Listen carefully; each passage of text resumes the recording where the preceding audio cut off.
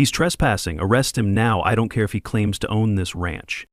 The HOA Karen shrieked at the cops she'd called on me, standing on my own property. I'd just driven 12 hours to visit my family ranch, only to be greeted by police lights and this blonde woman demanding my arrest. She stood there smirking, confident she'd won.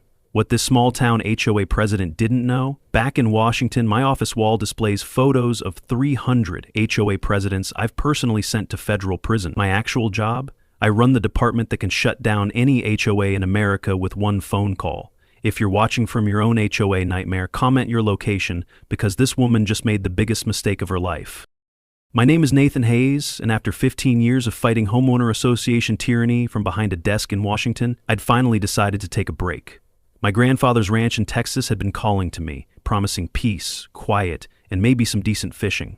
What I got instead was a masterclass in small-town corruption that would make a mob boss blush. The woman currently directing officers to arrest me for criminal trespassing had apparently been waiting 20 years for this moment, and over the next 72 hours, she would discover exactly why messing with the head of national HOA oversight was the biggest mistake of her life. Hour one of what I now call the Willowbrook War began with me pulling into the ranch's gravel driveway at 9 p.m., exhausted from a 12-hour drive. The moment my truck's headlights swept across the wooden fence my grandfather had built with his own hands, I felt the tension drain from my shoulders. 3 months of dealing with a particularly nasty HOA scandal in Portland had left me running on fumes. All I wanted was to collapse in the old farmhouse, maybe grab a beer from the fridge if the power was still on, and sleep for about 16 hours straight. The universe apparently had other plans. The patrol car's siren shattered the evening quiet before I could even grab my duffel bag. 2 officers approached with the kind of cautious intensity usually reserved for armed suspects, not tired government employees returning to their childhood homes. "Sir, we received a report of suspicious activity and potential breaking and entering," the younger officer said, his flashlight doing another sweep across my face. I kept my hands visible, having dealt with enough law enforcement over the years to know that cooperation went a long way. "Officers, I think there's been a misunderstanding. This is my family's property. I'm Nathan Hayes, and I can show you the deed if you'll let me reach for my phone." That's when Margaret Williams made her grand entrance, power walking across the lawn in what had to be her official HOA business pantsuit. Even in the dark, I could see the gleam of satisfaction in her eyes. "Officers, thank you for responding so quickly. As I mentioned on the phone, this man is trespassing on HOA-controlled property. We have strict regulations about access after dark, and I've never seen him before in my 15 years as president." She turned to me with the kind of smile a snake might give a mouse. "I'm sure you understand that we have to protect our community from strangers." The older officer, whose nameplate read Rodriguez, shifted uncomfortably. "Ma'am, he says this is his property. Sir, do you have any proof of ownership?" I slowly reached for my phone, pulling up the digital copies of the deed I always kept handy. Professional habit, really. When you spend your career untangling property disputes, you learn to document everything. "Officer Rodriguez, you'll see here that the Hayes family has owned this land since 1947. My grandfather, William Hayes, purchased it after returning from the war." Rodriguez examined the documents, his expression shifting from suspicious. "This all appears to be in order, Mr. Hayes. I apologize for the confusion." He turned to Margaret, whose smile had frozen into something resembling a wax museum exhibit. "Ma'am, this gentleman has every right to be here. This property isn't part of the HOA jurisdiction." But Margaret wasn't done. She stepped closer, and I caught a whiff of expensive perfume mixed with barely contained rage. "Officer, I think you should know that there have been some questions about the legitimacy of the Hayes property claims. Just last month, we discovered discrepancies in the boundary surveys. Perhaps Mr. Hayes here doesn't realize he's actually on HOA common area." Rodriguez looked between us, clearly wanting to be anywhere else. "Ma'am, that's a civil matter. Without a court order or clear evidence of criminal trespass, we can't take any action." He tipped his hat to me. "Welcome home, Mr. Hayes. Have a good evening." As the patrol cars pulled away, leaving Margaret and me in the sudden darkness, she moved closer. The friendly HOA president mask had slipped completely, revealing something far uglier underneath. 20 years ago, your father destroyed my life," she hissed, her voice low enough that only I could hear. "My family was going to build a resort here, turn this worthless dirt into something special, but William Hayes had to play hero, had to rally the county commissioners against us. My father lost everything, his business, his reputation, his will to live. She stepped back, the fake smile returning. Now it's your turn, Mr. Hayes. You have 72 hours to reconsider your presence here. After that, well, HOA regulations can be quite comprehensive. As she walked away, her heels clicking against the gravel like a countdown timer, I finally understood why my grandfather had warned me about the new people in his last letter. This wasn't just about property lines or HOA overreach. This was personal, generational, and about to get very, very messy. I pulled out my phone and made a quick note. Day 1, Margaret Williams just declared war. She has no idea what she started, because if there's one thing I've learned in my career, it's that HOA presidents drunk on power always make the same mistake. They assume their target is just another helpless homeowner. They never expect someone who knows their playbook better than they do.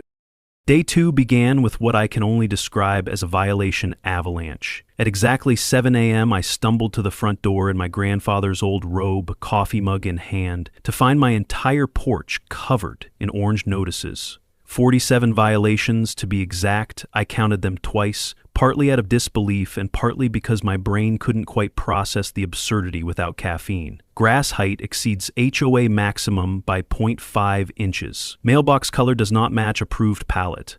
Unauthorized vehicle parked in driveway between 10 p.m. and 6 a.m. Fence posts are 1.2 inches above regulation height. The most ridiculous one made me actually laugh out loud. Visible coffee mug on porch violates outdoor beverage container guidelines. Fine, $300. I gathered up the papers, noticing each was signed with Margaret's unnecessarily elaborate signature and time-stamped at various points throughout the night. The woman had apparently spent hours creeping around my property with a measuring tape and a grudge. But the last envelope was different. Handwritten on personal stationery, it simply read, Nathan. Inside, Margaret's cursive was as sharp as her personality. Mr. Hayes, I trust you've received our welcome package. You'll find that the Willowbrook Ranch HOA takes property standards very seriously. Your grandfather may have been exempt from our oversight due to certain legal technicalities, but those protections died with him. You have 70 hours remaining to consider selling. I have buyers ready to pay above market value. Don't make this harder than necessary. M. Weber. Under her initials, she'd added a postscript that made my blood run cold. P.S. Judge Harrison sends his regards. Judge Harrison. I knew that name from my files back in Washington. He'd been flagged in 3 separate HOA corruption cases, but always managed to stay just clean enough to avoid investigation. If Margaret had him in her pocket, this was bigger than a personal vendetta.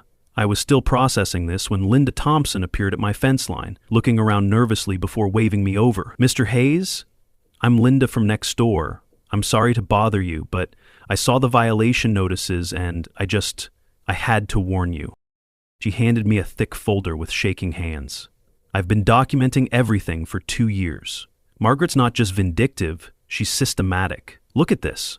Inside were copies of hundreds of violations issued to various neighbors, photos of damaged property, and a spreadsheet showing a clear pattern. She targets anyone who opposes her, drives them out with fines and legal fees. Tom Bradley lost his house last year over a bird feeder. A bird feeder. He'd lived here for 30 years. Linda's voice dropped to a whisper. And it's not just the fines. Things happen. Pets go missing. Gardens die overnight. Cars get vandalized, but somehow there's never any proof. I thanked Linda and spent the next 3 hours reviewing her documentation while fielding angry texts from my boss in Washington. Apparently, Margaret had already filed a formal complaint with my department claiming I was using my position to intimidate a local HOA. The irony was almost beautiful. Here I was, trying to take a vacation, and she'd essentially forced me to investigate her. My phone buzzed with another text, this one from an unknown number. Saw you talking to the Thompson woman. Nosy neighbors tend to have accidents. 46 hours left. That afternoon, I decided to test Margaret's boundaries. I grabbed a tape measure and headed to my supposedly illegal mailbox, making sure to be as visible as possible. Sure enough, within minutes, a golf cart came zipping down the road. Margaret emerged wearing what I can only describe as her battle outfit. Pressed khakis, HOA logo polo, and a visor that probably cost more than most people's car payments. Mr. Hayes, I see you're addressing the violations. How wonderful. Though I should mention that any modifications require approval from the Architectural Committee. The next meeting is in 6 weeks. I straightened up, channeling 15 years of dealing with petty tyrants. Actually, Margaret, I was just confirming that my mailbox is exactly regulation height. Funny thing about measuring tapes, they tend to give different readings depending on who's holding them. Her smile tightened. Are you implying I falsified violations? I'm not implying anything. I'm stating that your measurements are incorrect. I'm also wondering how you managed to measure my grass at 2 a.m., according to this timestamp. Must have been tough to see in the dark. She stepped closer, lowering her voice. You think you're clever, don't you? Just like your father. He thought he was clever too, right until the end. Something in her tone made me pause. What exactly are you saying about my father? Her laugh was sharp and bitter. Oh, you don't know? Your precious daddy died of a heart attack right after our last big confrontation. The stress of fighting the inevitable, I suppose. Weak hearts run in your family, Nathan. You should be careful. The casual cruelty of it hit me like a physical blow. My father had died suddenly 5 years ago, and we'd all assumed it was natural causes. But the timing. I forced myself to remain calm, even as rage built in my chest. Margaret, I'm going to give you one chance to back off. Stop the harassment, cancel these bogus violations, and we can coexist peacefully. Otherwise, I'll be forced to do what I do best. She laughed again, heading back to her golf cart. And what's that? Run crying to your government friends? Judge Harrison is looking forward to your lawsuit. He does so enjoy teaching outsiders about Texas justice. As she drove away, I realized 2 things. First, this went deeper than I'd thought, and second, Margaret Williams had just made a fatal error. She'd threatened my family, revealed her judicial connection, and confirmed she was dirty. In HOA warfare, that's called showing your hand too early. I pulled out my phone and started making calls. If she wanted to play by HOA rules, I'd show her exactly why they called me the closer back in Washington. The 44 hours remaining on her ultimatum would be the longest of her life. Hour 48 arrived with the kind of morning that makes you understand why people write poems about Texas sunrises. I should have been enjoying it from my porch with coffee and peace. Instead, I was staring at the destroyed remains of my grandmother's rose garden while a sheriff's deputy took photos. The bushes hadn't just died, they'd been chemically murdered, the soil around them black and reeking of industrial herbicide. But it was the precision of the destruction that told me everything. Only the heritage roses were dead. The newer plants I'd added last summer remained untouched.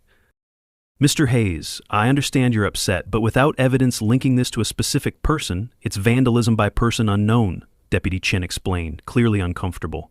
I can file a report for your insurance. I nodded, not trusting myself to speak yet. The roses had been my grandmother's pride, cultivated from cuttings her mother brought from Ireland. Margaret had done her homework, known exactly where to strike for maximum emotional damage. What she didn't know was that I'd installed security cameras 3 hours after her threat, high definition, night vision enabled, and uploading directly to a cloud server. Back inside, I pulled up the footage on my laptop, my hand shaking slightly with suppressed rage. There it was, clear as day at 3:17 a.m. Robert Williams, Margaret's husband, skulking across my property with a spray tank. But the audio was what sealed it. Margaret's voice, tinny through his phone speaker. Remember, just the old roses. And Robert, make sure you're wearing the shoes I left out. They're 2 sizes bigger than yours. The calculation of it, the premeditation, made my stomach turn. This wasn't just HOA harassment anymore. This was targeted psychological warfare. I made copies of everything, then sat in my grandfather's old leather chair to think. The familiar smell of pipe tobacco and wood polish helped center me as I considered my options. I could take this to the police, but Deputy Chen had already shown me how that would go. Local law enforcement clearly didn't want to cross Margaret or Judge Harrison. I could file a civil suit, but that would take months and play right into their hands. Or I could do what I did best, use their own rules against them. My phone rang, interrupting my planning. It was Elena Martinez, a lawyer I'd worked with on several cases. Nathan, I got your message. Please tell me you're not taking on a local HOA during your vacation. Her voice carried the fond exasperation of someone who'd seen me tilt at windmills before. Elena, they poisoned my grandmother's roses. This just became personal. I could hear her sigh through the phone. All right, send me everything. But Nathan, be careful. Small-town politics can be nastier than anything we deal with at the federal level. These people protect their own. I spent the next hour uploading documents to Elena while trying to ignore the gaping hole in the garden visible from the window. That's when Dorothy Kim appeared at my back door, carrying a covered casserole dish and wearing an expression of determined sympathy. "Mr. Hayes, I brought you some lunch. Figured you might not feel like cooking after, well," she gestured toward the murdered roses.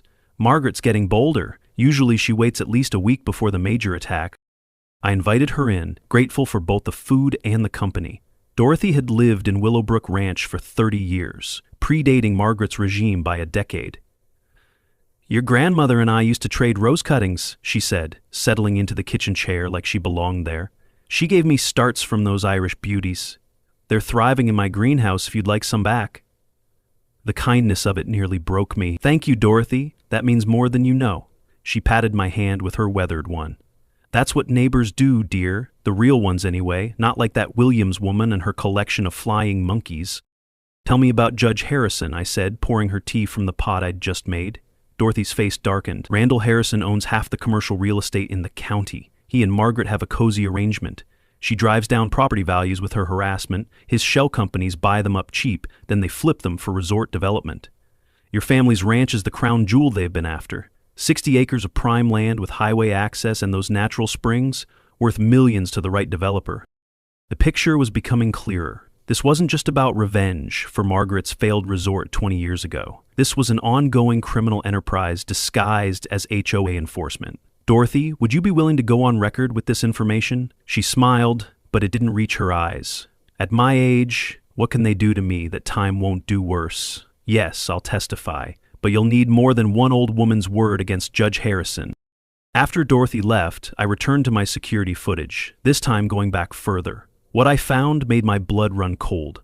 Over the past week, there had been multiple instances of trespassing. Robert Williams measuring my fence posts at midnight, Margaret herself taking photos of my property from various angles, and on 3 separate occasions, an unfamiliar man in a suit examining my boundary markers and taking notes. But it was the conversation captured 2 nights ago that changed everything.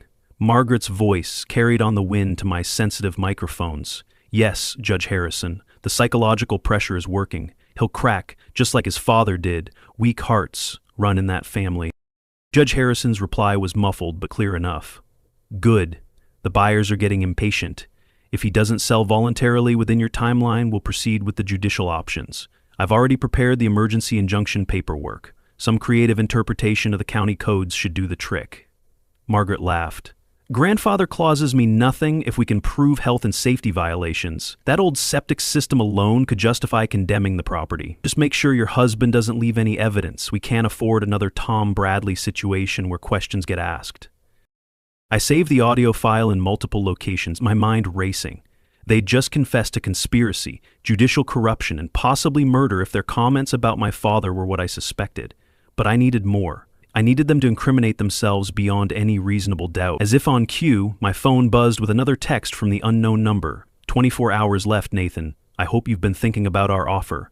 Your family cemetery plot looks so peaceful. Your father certainly thought so." The cruel implication made my decision for me. I opened my laptop and began typing an email to my boss in Washington. "Davidson, I need you to quietly pull everything we have on Judge Randall Harrison and the Willowbrook Ranch HOA. Also, send me the contact information for our friends at the FBI's Public Corruption Unit. It seems my vacation just turned into an off-the-books investigation, because if Margaret Williams wanted to play hardball, she was about to learn why I'd earned the nickname the HOA Executioner in Washington circles. The remaining 24 hours of her ultimatum would determine who ended up in that cemetery plot she'd so thoughtfully mentioned. Hour 60 arrived with all the fanfare of a public execution, which, in a way, it was. Margaret had called an emergency HOA meeting, scheduling it for exactly 72 hours after her initial threat. The community center was packed, standing room only, with the kind of nervous energy that comes before a thunderstorm. I entered through the back door, having learned long ago that dramatic entrances work better when you can observe the room first. Margaret stood at the podium like a general preparing for victory, flanked by her board members and, notably, Judge Harrison himself in the front row. The man's presence sent a clear message. This was not just an HOA meeting, but a coordinated attack backed by judicial power. "Thank you all for attending this emergency session," Margaret began, her voice carrying the false concern of a practiced manipulator. As you know, we have had some serious concerns about the old Hayes property. Safety violations, code infractions, and now environmental hazards that could affect our entire community. She clicked a remote, and badly photoshopped images of my property appeared on the screen behind her. The modifications were so obvious that several people in the audience exchanged skeptical glances. Our architectural committee has documented over 200 violations in just 3 days. More concerning, we have discovered that the property's aging septic system may be contaminating our groundwater. This is not just about property values anymore, this is about the health and safety of our children. I watched from the back as several residents shifted uncomfortably in their seats. Linda Thompson caught my eye and shook her head slightly, warning me to wait for the right moment. Dorothy Kim sat rigid in her chair, hands clenched in her lap, fury barely contained. The room was clearly split between Margaret's loyalists, who nodded along with every word, and the others, who looked like hostages at their own meeting. The tension was so thick you could practically see it shimmering in the air between the two groups. I noticed several people recording with their phones, despite the no recording signs Margaret had hastily posted. Furthermore, Margaret continued, building to her crescendo, Mr. Nathan Hayes has refused to cooperate with our reasonable requests for remediation. He has threatened board members, intimidated neighbors, and used his government position to harass our peaceful community. We cannot allow one individual to destroy what we have all worked so hard to build. That was my cue. I stepped forward, letting my footsteps echo in the sudden silence. Every head in the room turned to watch me walk down the center aisle. Interesting presentation, Margaret, though I notice you forgot to mention the part where you poisoned my grandmother's rose garden. Or would you prefer we discuss the 3 a.m. trespassing your husband committed? The room erupted in whispers and shocked exclamations. Margaret's smile never wavered, but I saw her hand tighten on the podium until her knuckles went white. Mr. Hayes, you are out of order. This is a closed session, for HOA members only. I must ask you to leave immediately, or I will have security escort you out. I smiled, producing a folder from my jacket with theatrical slowness. Actually, according to your own bylaws, any property owner may attend and speak at emergency sessions. Section 12, paragraph 4. You should know this, Margaret, having written them yourself, unless you would like to admit to violating your own governing documents. Judge Harrison stood up, his presence immediately commanding attention. The man radiated authority and barely contained anger. Young man, I suggest you sit down before you make this worse for yourself. The HOA has legitimate concerns about your property, and your aggressive behavior only proves their point. I have reviewed the violations personally, and I can assure everyone here that they are both valid and concerning. I turned to face him, keeping my expression neutral despite the rage boiling in my chest. This was the man who had possibly helped murder my father. Judge Harrison, how interesting that you are here. Tell me, do you attend all HOA meetings, or just the ones where you have a financial interest in the outcome? The room went dead silent. You could have heard a pin drop. Harrison's face flushed red, but before he could respond, Margaret intervened. Enough of this disruption. I motion to vote on emergency action against the Hayes property, including immediate liens for all outstanding violations and a recommendation for county condemnation proceedings. Several board members seconded the motion with suspicious speed, clearly rehearsed. But I was not done, not even close. Before you vote, there is something everyone should see. I pulled out my phone and connected it to the room's audio system, a feature I had tested earlier while the room was empty. The recording played crystal clear, Margaret and Harrison discussing their plans, admitting to the conspiracy, joking about my father's death. The room exploded into chaos. People jumped to their feet, shouting questions and accusations. Margaret's face had gone from confident to ash white in seconds. That is fabricated. He is using his government resources to create fake evidence. This is exactly the kind of harassment I warned you about, but the damage was done. Even her supporters looked uncertain now, whispering among themselves and glancing nervously at Judge Harrison. Dorothy Kim stood up, her voice cutting through the chaos like a blade. I have lived here for 30 years, and I have watched you destroy this community one family at a time. The Bradleys, the Johnsons, the Parks, all forced out so your judge friend could buy their land cheap. We all knew something was wrong, but we were too scared to speak up. Well, I am not scared anymore. More voices joined in, a chorus of long-suppressed grievances. But Margaret had one more card to play. She slammed the gavel repeatedly until the room quieted. Mr. Hayes, you have made serious accusations without proof. However, I have proof of my own. She produced a manila folder with theatrical flair, her confidence returning. This is a lien document, signed and notarized, showing that William Hayes borrowed $50,000 from the HOA Reserve Fund in 2003. That debt, with interest and penalties, now exceeds $300,000. As you can see, the signature is authenticated, the notary seal is genuine, and the document predates Mr. Hayes' death. According to state law, this debt transfers to his heir. Nathan Hayes owes this HOA $300,000, due immediately. The silence that followed was deafening. This was her masterstroke, her killing blow. She passed copies around the room, and I could see people's expressions changing from sympathy to suspicion. I took one of the copies, examining it carefully while my mind raced. The forgery was excellent, almost perfect. Elena had warned me something like this might happen, but seeing it still felt like a physical blow. Then I spotted it, the tiny detail that would unravel everything. I looked up at Margaret with a smile that made her step back. This is impressive work, Margaret. Really top-notch forgery. There is just one problem. My father was deployed to Afghanistan from January 2003 to March 2004. Kind of hard to sign HOA documents from Kandahar. But here is the real kicker. Elena, would you please come in now?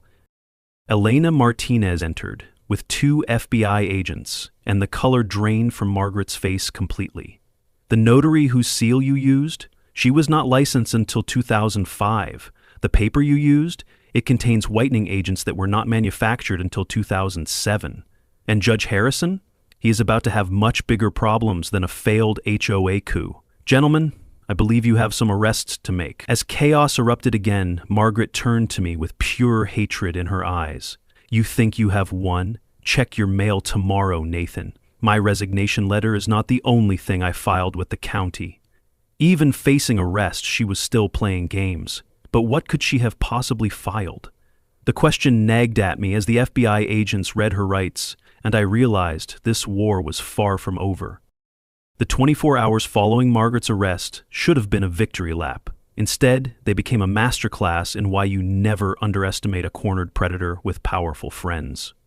I woke up to find my bank accounts frozen, a cease and desist order nailed to my door, and 3 separate lawsuits filed against me for defamation, harassment, and tortious interference with. Judge Harrison might have avoided immediate arrest, but he had clearly spent the night mobilizing every legal weapon in his arsenal. The man had connections throughout the Texas legal system, and he was using every single one of them to crush me before I could expose the full extent of their corruption.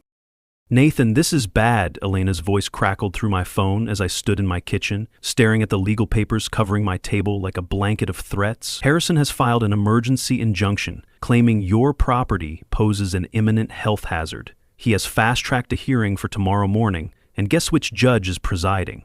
His golf buddy, Judge Thornton. They are trying to condemn your property before the FBI investigation gains traction. If they can force a sale, the proceeds would go to settling your supposed debt to the HOA. I poured myself coffee with hands that were not quite steady, processing the full scope of their counterattack. This was the nuclear option, the kind of all-out assault that destroyed lives and left families ruined.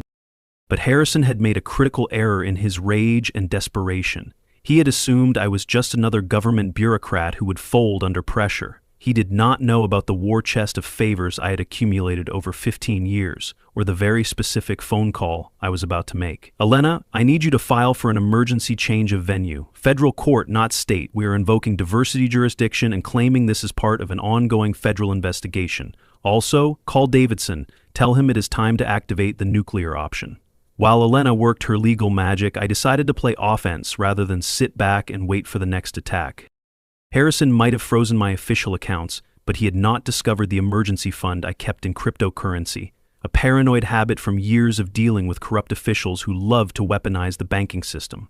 I quickly converted enough to cover immediate expenses and hired Marcus Chen, a forensic accountant I'd worked with on several high-profile cases. Marcus, I need you to tear apart the Willowbrook Ranch HOA's finances. Every transaction, every deposit, every sketchy journal entry for the past 5 years. Start with the periods right before each foreclosure. Marcus was the kind of accountant who treated financial fraud like a personal insult to mathematics itself. Send me the login credentials and give me 6 hours. If there is dirt, I will find it. While Marcus worked his numerical magic, I drove to the county courthouse, not to fight the injunction but to do something far more dangerous: pull public records. Every property transaction, every lien filed, every foreclosure in Willowbrook Ranch for the past decade. The nervous clerk, Timothy, clearly recognized me from whatever gossip was already spreading through the small town. "Sir, I have been instructed that certain records are sealed pending investigation," he stammered, sweat beading on his forehead. I smiled, channeling years of dealing with obstructive bureaucrats. "Timothy, are you familiar with the Texas Public Information Act? Because unless there is a specific court order sealing these records, you are required to provide them. Would you like me to call the state attorney general's office to clarify?" The records painted a damning picture that made my stomach turn. Over 10 years, 23 properties had been foreclosed on for HOA violations. Every single one had been purchased by companies traceable to Harrison.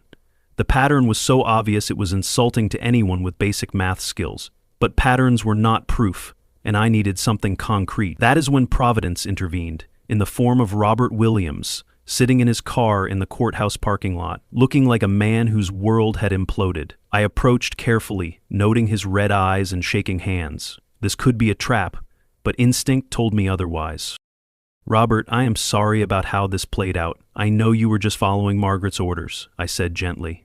He laughed bitterly, the sound carrying 20 years of resentment. "Following orders. That is what I have been doing for 20 years.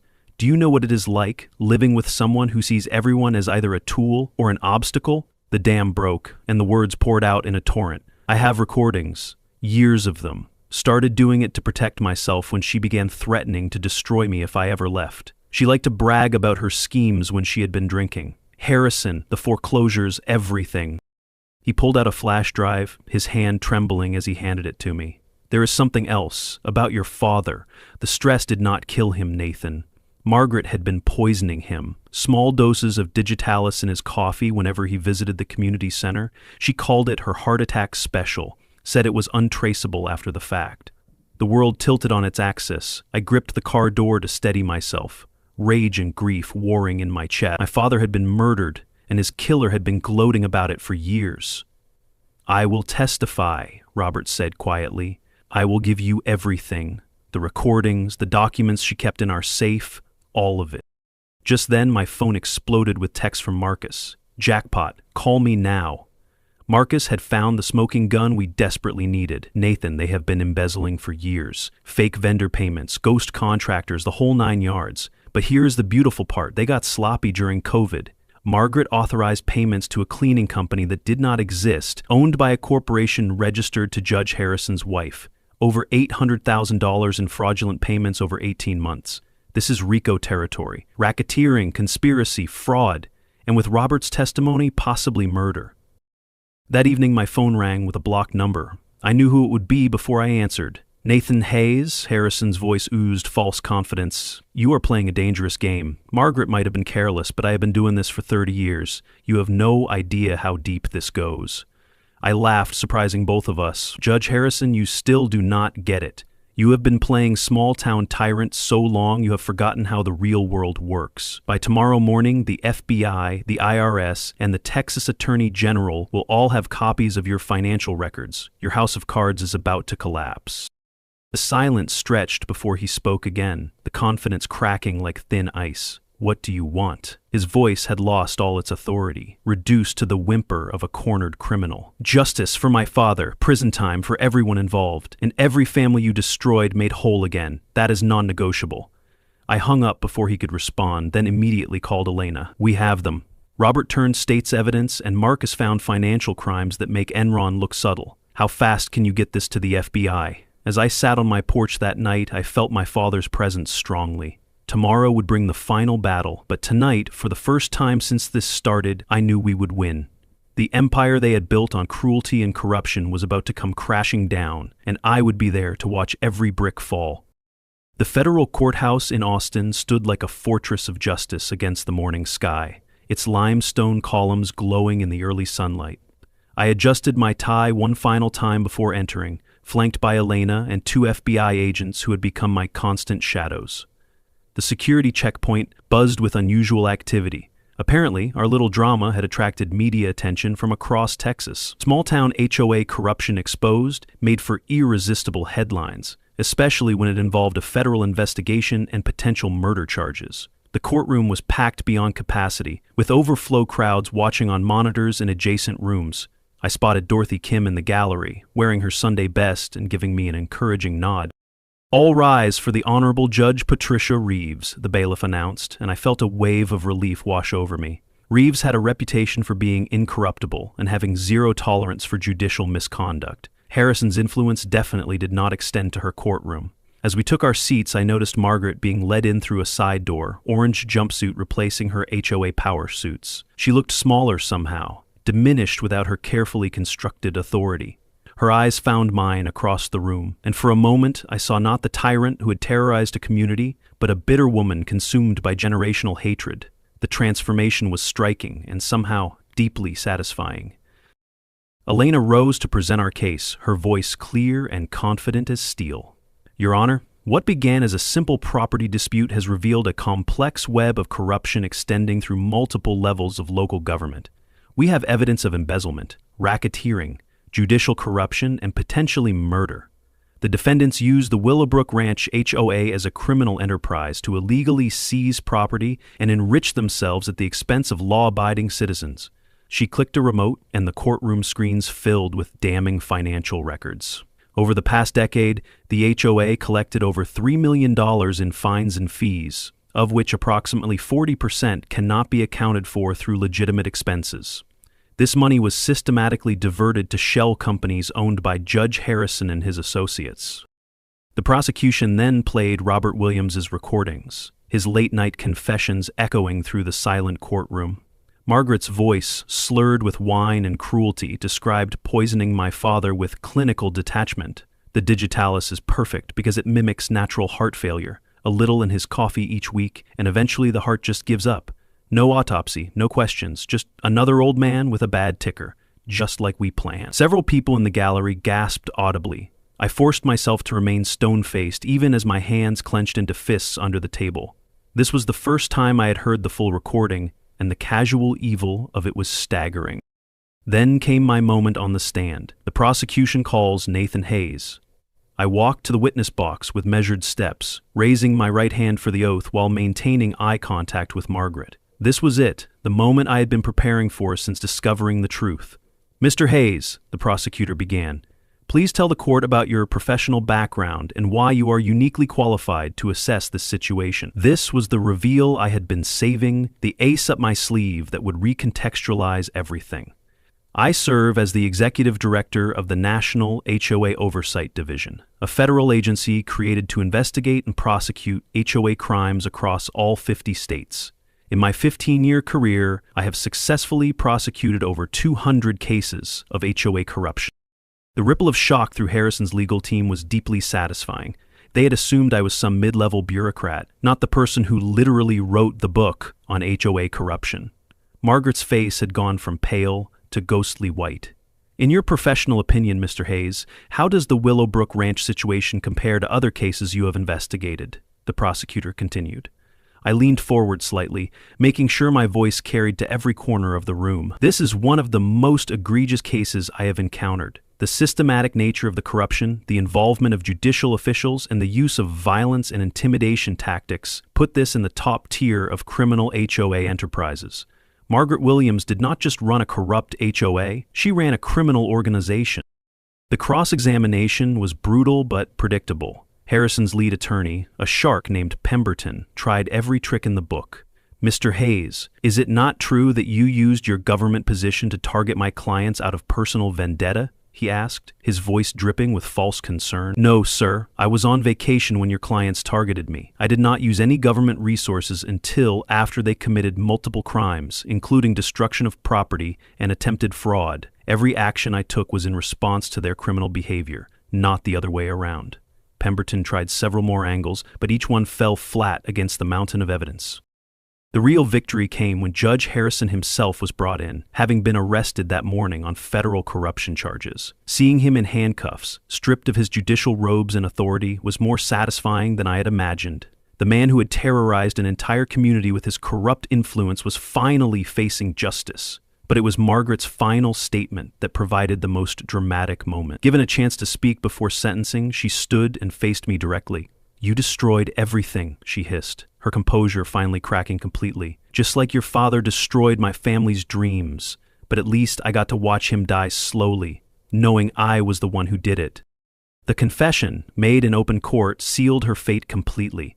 Judge Reeves' voice was grave as she delivered her ruling. "I have presided over many cases in my career, but rarely have I seen such calculated cruelty. The evidence shows a conspiracy that perverted the justice system itself. While the jury will determine guilt on the criminal charges, I am issuing immediate rulings on the civil matters. All HOA liens and violations issued during Margaret Williams' tenure are hereby vacated. All properties seized through HOA foreclosure proceedings must be returned to their original owners or their heirs with compensation for lost equity. This court will not allow the fruits of such corruption to stand." The courtroom erupted in cheers and sobs of relief. Families who had lost everything were getting their homes back. But I kept my eyes on Margaret as the weight of her defeat finally hit her. The empire she had built on cruelty and corruption had collapsed in a single morning. As court officers prepared to lead her away, she turned to me one last time. "This is not over," she whispered, but the threat felt empty now. Then my phone buzzed with a text from an unknown number. "Mr. Hayes, my name is Patricia Williams, HOA president from Colorado. We have a situation. Margaret Chen was my mentor. The war for Willowbrook Ranch might be over, but apparently the corruption ran deeper than anyone had imagined. Should I help, or was this another trap? One thing was certain. My fight against HOA corruption was far from finished." 6 weeks later, I stood in the driveway of 1423 Willowbrook Court, holding a set of keys that felt heavier than their weight suggested. The moving truck behind me contained the entire lives of Margaret and Robert Williams, packed up and ready for their journey to a small apartment in Houston, the only place Margaret could afford, with her assets frozen and her legal bills mounting. The irony wasn't lost on anyone. The HOA president who'd driven so many from their homes was now being evicted from hers, and the man she'd tried to destroy was her landlord. "I still can't believe you bought it," Dorothy Kim said from beside me, holding a potted rose bush, a cutting from the Irish beauties we'd managed to propagate from her preserved collection. "Seems fitting, though. Your grandmother always said the best revenge was a life well lived." I smiled, watching as Margaret emerged from the house for the final time. Prison had aged her a decade in just 6 weeks. The preliminary hearings had not gone well, and her lawyer had advised preparing for a lengthy sentence. She walked past without acknowledging me, but Robert stopped, looking healthier than I'd seen him since this all began. "Thank you," he said quietly, "for letting me testify, for helping me get immunity. I know I don't deserve forgiveness, but I'm trying to make things right." He'd already begun working with the FBI to unravel other HOA corruption schemes, his insider knowledge proving invaluable. "Everyone deserves a second chance, Robert. Use yours well." As their car pulled away, followed by the moving truck, neighbors began emerging from houses like survivors after a storm. The transformation in Willowbrook Ranch over the past 6 weeks had been remarkable. Without Margaret's iron fist, the community had flourished. Garden gnomes appeared in yards, children's chalk art decorated driveways, and Tom Bradley had installed not 1, but 3 bird feeders in defiant celebration. "So what are you going to do with the house?" Linda Thompson asked, joining our growing gathering. I looked at the perfectly manicured structure that had been Margaret's fortress of control. "I'm thinking of turning it into a community center, a place for legal clinics, HOA education workshops, maybe a library of resources for homeowners dealing with board abuse. What do you all think?" The enthusiastic response answered my question. Within minutes, people were volunteering to help with renovations, suggesting programs, and sharing ideas for making it a true community resource. That evening, I hosted a barbecue in my grandmother's restored garden. The new rose bushes were small but healthy, planted in soil that had been professionally remediated and blessed by Dorothy in what she called an exorcism of negativity. The entire neighborhood showed up, bringing dishes and stories and laughter that hadn't been heard in Willowbrook Ranch for years. Judge Harrison's corruption trial was set to begin next month, with dozens of additional charges added as the investigation expanded. His network of corrupt judges and developers was unraveling across 3 states, all thanks to evidence uncovered in our little Texas drama.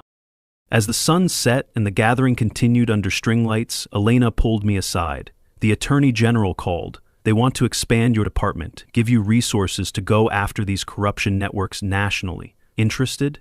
I looked around at my neighbors, my friends, laughing and sharing food in a community reborn.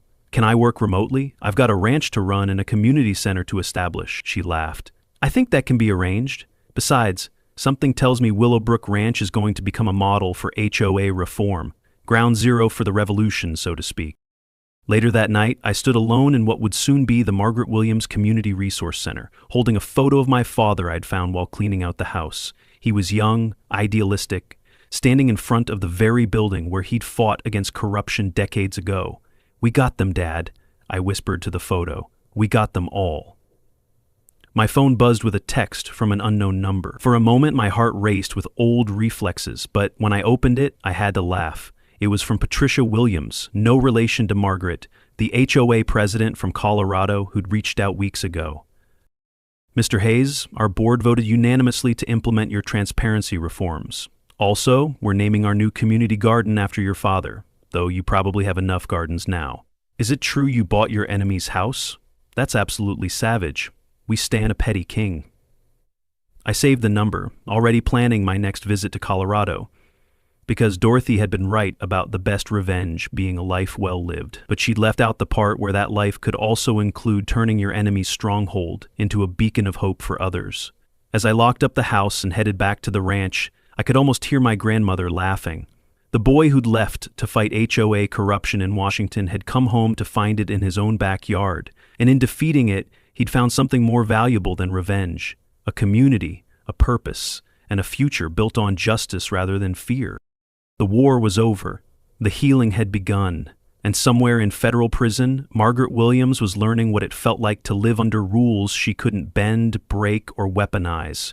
Now that was poetic justice worth savoring. Word count, 8,000 words.